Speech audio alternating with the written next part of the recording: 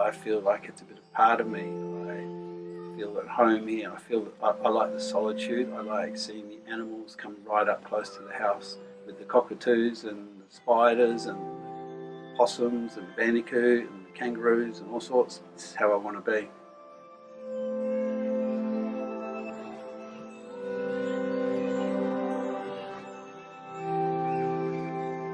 I used to live down near the ocean. My workplace was right on the edge of the ocean and the waves. I could hear the waves crashing when I went to sleep. What I realised was that I would travel up to the bush in the hills and go for walks rather than crossing the road and walking 20 metres onto the beach. It was basically a shell of a shed and had the utilities there, but I had all the opportunity to do whatever with it. Before, I was always embarrassed if someone came to visit because there was always building going on inside, and a lot of the building was made out of junk and it wasn't properly done like a proper builder would build. It's only got to the stage now where I think it's all right for someone to come and have a look and visit. So it's quite sort of solitude for a while.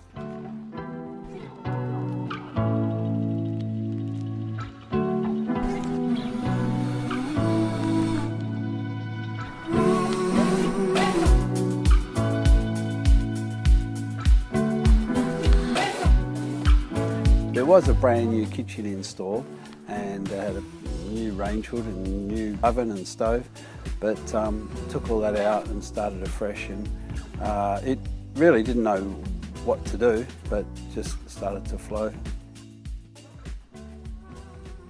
I like to live simple.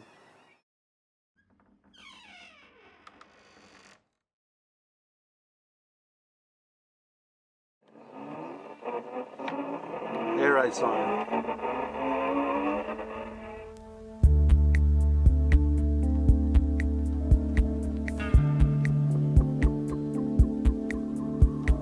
Lost in cheap delirium, searching the neon lights.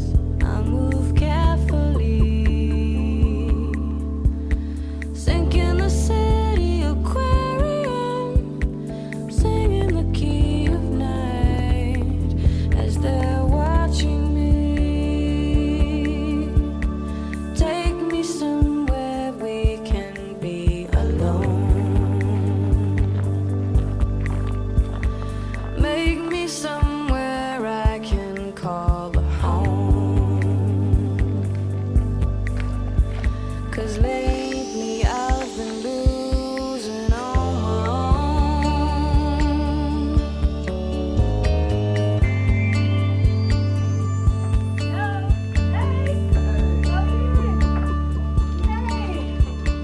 Wrapped in silent elegance, beautifully broken down as illusions pass.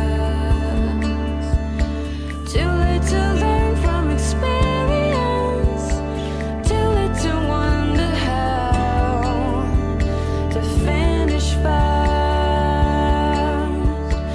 Take me somewhere we can be alone. Make me somewhere I can call a home. 'Cause lately I've been losing on my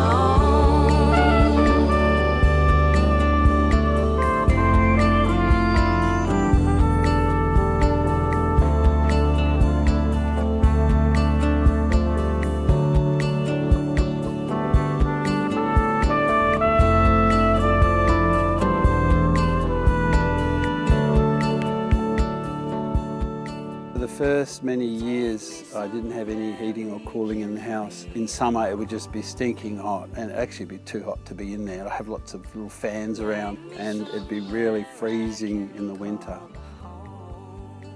I love the rain hitting on the tin roof. It makes quite a racket, but that's part of living in a shed or being a shed dweller. I've been here about 14 years now. It was just like a 3-line little ad in the paper. It didn't say much, but it said, shed in the bush. We were starting to build a school just nearby in Parkerville, and wanted something a little bit different and not like a standard house. All my projects are like hobbies. Nobody's saying get it done, so I do it in my free time and when I enjoy it, and I be creative with it. One of the first things that started the project off was 2 tables that I found on the side of the road down in Lesmurdy. They were old wooden trestle tables and had Methodist Ladies College stamped across them, and brought them home and put them up just inside the door to make a wall. I actually thought, you can't do this, a wall's got to be a proper wall, but then I thought, well, whatever, I don't care, I'll see what happens. So put that up, and that started to be where I put my tools. You know, it stayed as the entry point to the house. So I have most of the tools I need around, but I have my power tools and everything behind because they look a bit more ugly. Around in the corners everywhere, bits of sugar gum, which are from the Armidale train station. There's a big protest about cutting all the trees down. This is an old meat safe come pantry that my dad had in his shed for quite a long time, and I asked him if I could have it. I got the paint stripped off it and rewired it, and it's quite a valuable piece of old furniture now. The pan used to sit in here with the meat hanging here, dripping into the pan. The tin around the place was collected from a house that was just down the street here. I actually put them back to front because normally you have the trademark symbols where you don't see them. The cupboards are just from tips from different places. From down south when we were on a mountain biking trip, was out in the bush. Another one was from roadside pickups. There was a piano here that I had that I saved from being burned. I said, no, I'll get it. So I got it, and we were going to push this outside and burn it or get rid of it or something, and ended up only making it as far as this far to the front door. The bars that were down underneath, the wood that was all carved down here, I took all that off and used it in the toilet. It's the best place for it. It was only a couple of weeks ago I had to change a washer in there. I had to pull it all apart, and I had to remember how I made it to pull it all apart. And when I remembered how I made it to pull it all apart, I was able to take it all apart and then put it all back together.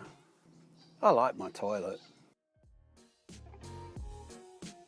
With the wildlife, I've had some wildlife inside the house as well. The bandicoot comes in the house and runs around a bit. Sometimes it's a bit awkward when I want to go out of the house and I got to get him out. I can hear them munching outside in the morning, just outside the window, and they wake me up. There's the Grand Master, which is over here, which is a big marri tree, and the red tails and the white tails and the parrots all like living up there, and the ducks in winter come. A pair of ducks come and always sit up there and quack, and that tells me it's the nice time of year that I like. But I've had scorpions inside. Just watching telly, I often see spiders running across the floor, or only last night my daughter came to stay, and last time she came she got bitten by a wasp in the bed, and then when she went to bed this time she checked the bed. It was fine, it was all clear. But above her was a spider on a spider web coming down. It was actually a redback coming down, so we thought, oh well, that's not much fun. Well, we lived at a church and it had a bit of land around it, and my dad and I built a fence and a couple of little paddocks, lots of tomatoes, and this is the scale that I bought to sell them on the roadside. I think I made my very first $100. A lot of the wood around and in the kids' bedrooms are all from the camp I work at. They were all bunk beds. Jack sanded down all his boards because they were all Mission Brown, and Tashi sanded all her boards down, and they did all the dado around their room. One thing I like about the bathroom is the view, having a shower and just looking out the window. And often there's kangaroos over there near the large tree, and they look up and I look at them, and we acknowledge each other and then go off and enjoy our day. I lived here for at least 7 or 8 years without anything stopping me falling off anywhere. Got all this old pipe and cut it up, and got a friend from our men's group to weld it up. And then I got this old rope from Fremantle Harbour. It's not safe, it's not for standard, but it's good enough. When I came here, there was no wall here. You would just fall off, and the hardware shop were throwing out all pallets. And I said to my kids, should I put it as a ceiling up here? And everyone decided it wasn't really a good idea, and I thought, oh well, I'm just gonna try it anyway. Give my partner Rose a massage sometimes, so she comes in for her appointment and rings the bell. The wood that's in here was one of the first projects, and it was all from an old fence down on Stirling Highway. I saw where someone was pulling down and putting up a new fence. One of the last projects that I did, hey Bandy, was this veranda out here. It was really a pretty dangerous spot to walk out onto. Got a fire pit down there. It's nice sitting around having a bit of a marshmallow.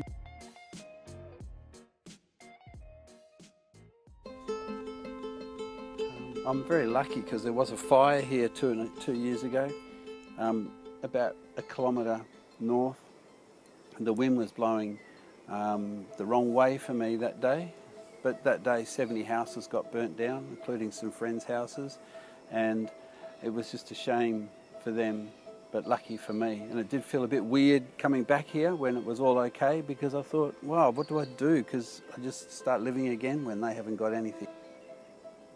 I am surrounded by bush, and the bush comes right up to my house. There's no 20-metre boundary as recommended. I do know that this place might burn one day, and if that's the way things are meant to happen and it does all burn, well, something like this video will keep my memory of it, and I've made lots of movies with my kids as they grew up here, and all those will be my memories to carry on.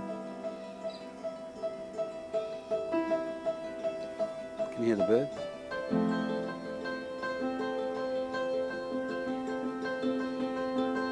That was awesome.